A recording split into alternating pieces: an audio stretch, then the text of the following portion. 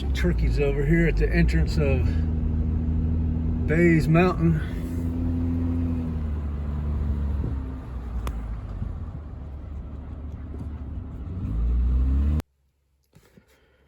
So I'm here at the right above the dam here, Bays Mountain. Go up to the fire tower today. Says it's 2.5, 3 hours, 5.3 miles, I guess, depending on which trails you take. And I don't know which trail I'm going to take yet. I'll probably go this way. I might take Lake Road. I might go up here to the, what is that, Chinkapin Road, or I might just go around this way, go up this way. I don't know yet. Good morning. Tuesday, February 20th. 2024. So going up here to the fire tower today at Bays Mountain, and I decided to get that Chinkapin trail. So I just got off the Barred Owl. I'm taking this Lake Road up to Big Oak, and then catch the Chinkapin up to the fire trail up there. Here's where we catch the Big Oak trail off of Lake Road.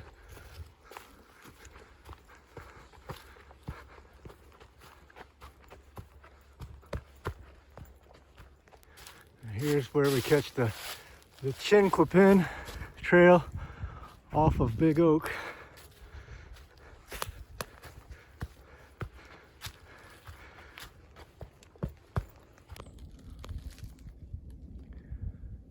Got a little, looks like a kinglet.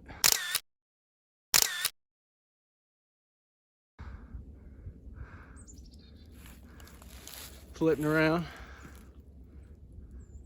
It's on the ground there now.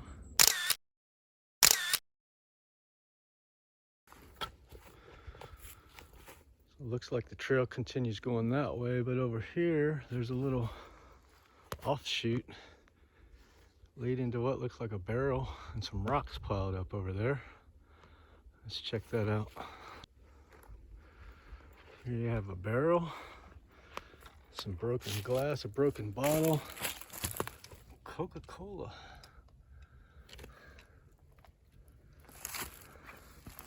Some bullet holes in the barrel, all rusted out on this side.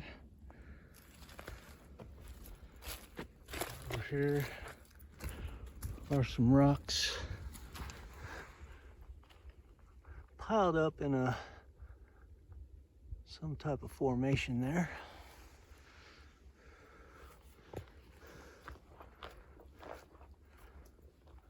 Over here's a little sunken dugout part.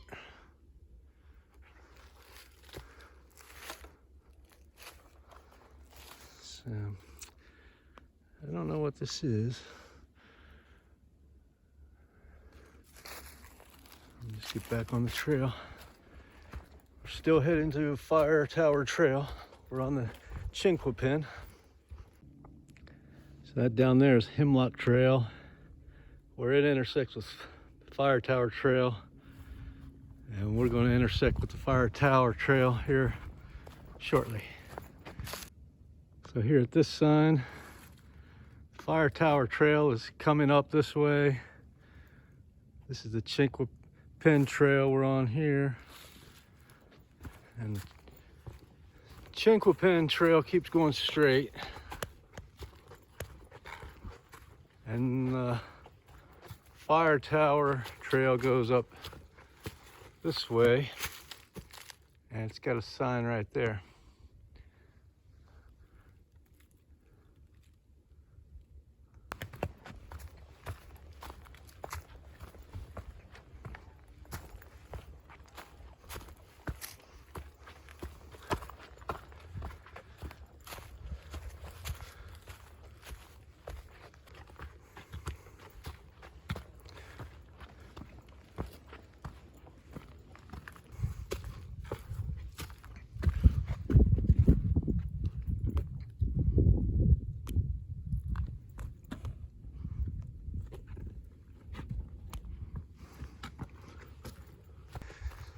shaping up to be a nice day today. It was kind of cool this morning, about 39 degrees when I started. It's about 44 degrees now. And we're supposed to get up in the 50s today.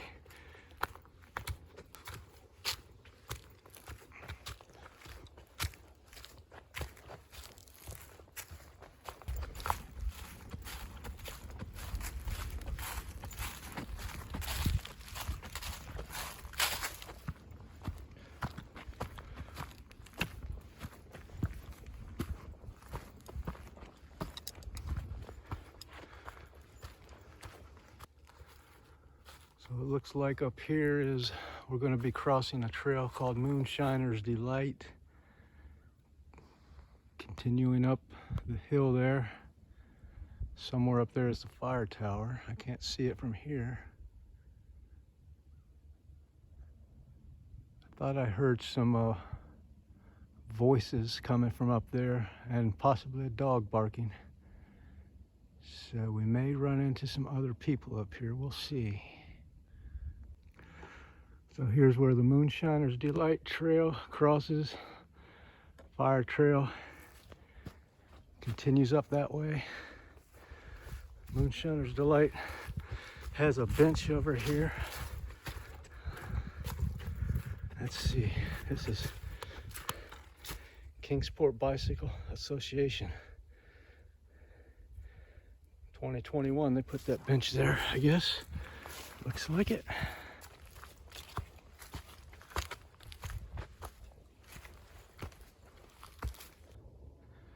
Red-bellied woodpecker up there.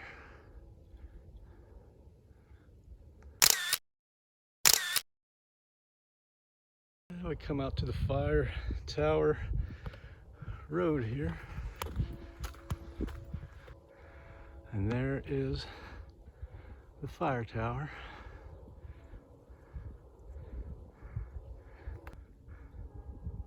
There's a fire tower there.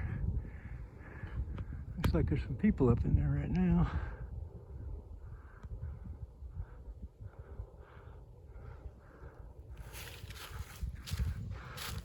Over on this side, you got the Holston River. And the Holston ammunition plant down there.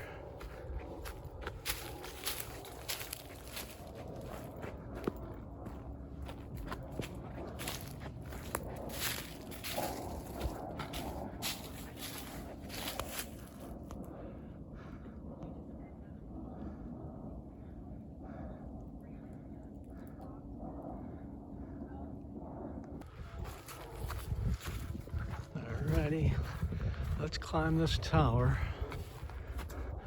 Those two ladies were up there, they left. So we're up here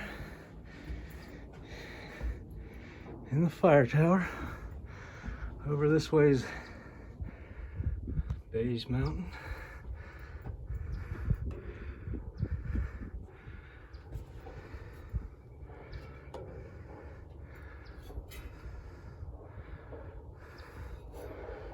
Over this way, ammunition plant down there, Holston River.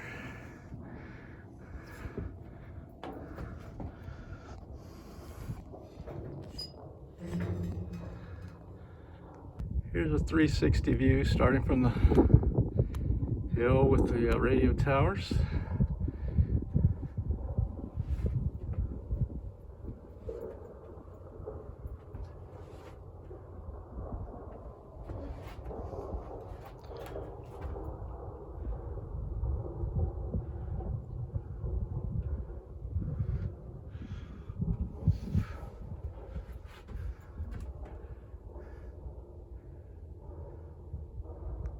That's it for this one. I'll catch you on the next one. Roger, over and out. Trust thyself, says Emerson. Every heart vibrates to that iron string. Throughout the ages, men have so far learned and do still lean upon external makeshifts instead of standing upon their own native simplicity and original dignity. The few who have had the courage to so stand have been singled out and elevated as heroes. And he is indeed the true hero who has the hardihood to let his nature speak for itself, who has that strong mettle which enables him to stand upon his own intrinsic worth. It is true that the candidate for such heroism must endure the test of strength. He must not be shamed from his ground by the bugbears of an initiate conventionalist. He must not fear for his reputation or position, or for his standing in the church or his prestige in local society. He must learn to act and live as independently of these considerations as he does of the current fashions in the antipodes. Yet when he has endured this test, and standard and odium have failed to move or afflict him, he has become a man indeed, one that society will have to reckon with and finally accept on his own terms.